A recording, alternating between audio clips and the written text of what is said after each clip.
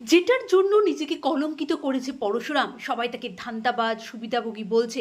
অবশেষে তার সেই লক্ষ্য পূরণ হলো। তার হাতে এমন একটা ফাইল এলো, যেই ফাইলটাতে সব কিছু আছে। মুখার্জি ইন্ডাস্ট্রির সমস্ত কালোবাজারি তথ্য আছে। তারপরে সে তার শ্বশুরমশাই সত্যজিৎ মুখার্জিকে ফোন করে বলে, চিন্তা নেই শ্বশুরমশাই, সব কিছু জানতে পেরে গেছি। কোথা থেকে কত টাকা আসে, কিভাবে ব্ল্যাক মানি হোয়াইট হচ্ছে, সব কিছু। আর আপনি ভাববেন না এই চেয়ারটাতে বসে আমি আপনাদের মতন হয়ে যাব।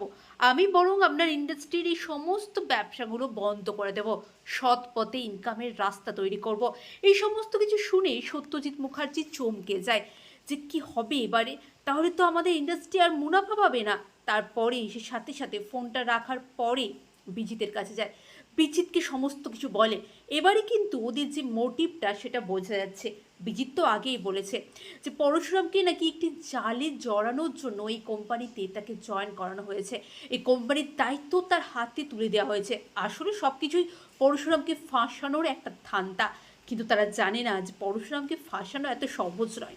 ওইদিকে ভালো মুখ করে কন্যাদায়গ্রস্ত পিতা এই কথাটা বলে বারবার পরশুরামকে ব্ল্যাকমেল করে গেছে সত্যজিৎ মুখার্জি। কিন্তু পরশুরাম ব্ল্যাকমেল হওয়ার মানুষ নয়। সে কিন্তু সমস্ত ডকুমেন্টস একটা করলো, সমস্ত ডকুমেন্টস, তারপরেই সেগুলো আরও ভালো করে নিজে একবার দেখে নেওয়ার পরেই নিজের শ্বশুর মশাইয়ের কাছে গেল, যে বলল, দেখুন বাবা, কোনো কিছু বাকি রয়ে গেল নাকি?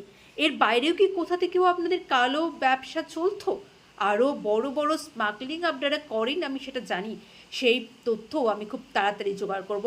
ওইদিকে তটিনীও জানতো যে তাদের বিজনেসটা কোনো ভালো বিজনেস না।